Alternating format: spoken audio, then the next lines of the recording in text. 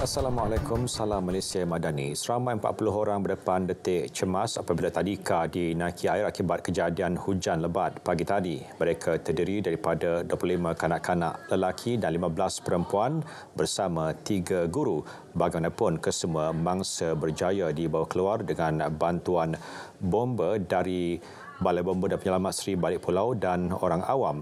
Hujan lebat yang turun berterusan dari pukul 7 pagi hingga 10.20 pagi tadi telah mengakibatkan air naik dan banjir kilat berlaku di Jalan Kampung Masjid Teluk Kumbar. Ia menyebabkan rumah di kawasan berdekatan juga turut dinaiki air.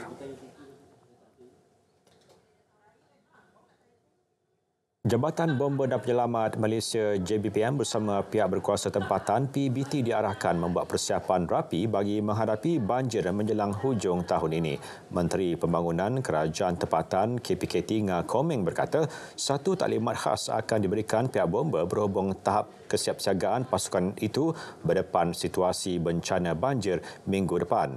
Jelas beliau, KPKT turut bekerjasama rapat dengan PBT dalam melakukan penyelenggaraan dan beberapa kerja naik taraf saliran air bagi mengurangkan risiko akibat banjir. Tambah beliau, kementeriannya telah meluluskan peruntukan hampir 70 juta ringgit untuk negeri Perak bagi menaik taraf dan menyelenggara infrastruktur asas termasuk longkang dan jalan. Beliau bercakap kepada pemberita di bangunan Perak Darul Rizwan Ipoh. Pengoperasian laluan penerbangan di lapangan terbang Sultan Azlan Shah dari Ipoh ke Langkawi tidak ditamatkan. Sebaliknya, hanya diberhentikan sementara waktu. Esko Pelancongan Negeri Perak Loh Ziyi berkata sebarang laluan penerbangan ditentukan syarikat penerbangan. Ketika ini, syarikat penerbangan yang beroperasi di LTSAS adalah AirAsia dan Fly Scoot. Bila berkata demikian sebagai menjawab soalan Adun Teronoh Tiu T. Siang di persidangan Dewan Undangan Negeri ke-15 di Ipoh.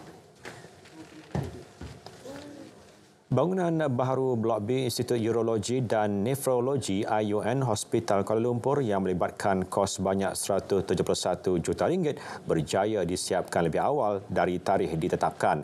Menteri Kesihatan Dr. Zalia Mustafa berkata bangunan baru itu dijangka beroperasi secara berperingkat pada akhir Oktober ini. Jelasnya, penyerahan Blok B merupakan komitmen kerajaan dalam menyediakan prasarana dan perkhidmatan kepakaran perubatan terbaik untuk meningkatkan kualiti kesihatan rakyat. Tambahnya, satu laluan bertingkat turut dibina sepanjang 133 meter menghubungkan bangunan utama HKL ke kompleks pakar dan rawatan harian bagi kegunaan membawa pesakit.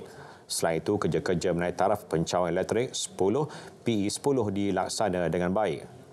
Beliau berkata demikian pada sidang media selepas majlis penyerahan projek kompleks Dewan Bedah unit rawatan rapi ICU dan wad tambahan Hospital Kuala Lumpur HKL.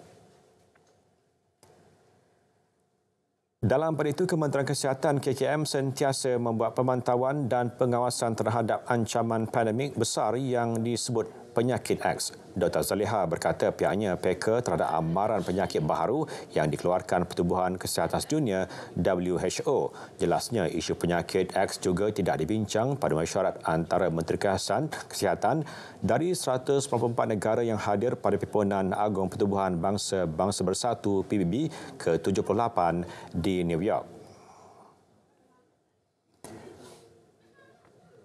Pasukan Double Nine Chain Block dari Limbang, Sarawak menewaskan pasukan Apache dari Labuan pada satu perlawanan tambahan kejohanan tarik tali Borneo, anjuran Majlis Perwakilan Penduduk MPP Zon Labuan.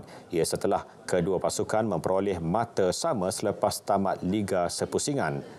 Meski berdepan cuaca hujan lebat, kedua-dua pasukan telah menunjukkan semangat kesukanan tinggi dengan menjanjikan perlawanan sengit serta mendebarkan kejohanan yang bertujuan bagi menggalakkan aktiviti pelancongan di Pulau Bebas Cukai itu berjaya menarik penyertaan sebanyak 10 pasukan asal Borneo dari Labuan, Sabah, Sarawak dan Brunei Darussalam. Juara membawa pulang hadiah wang tunai RM6,000, manakala naib juara membawa pulang hadiah wang tunai RM3,000. Sekian berita semasa. Salam Malaysia Madani.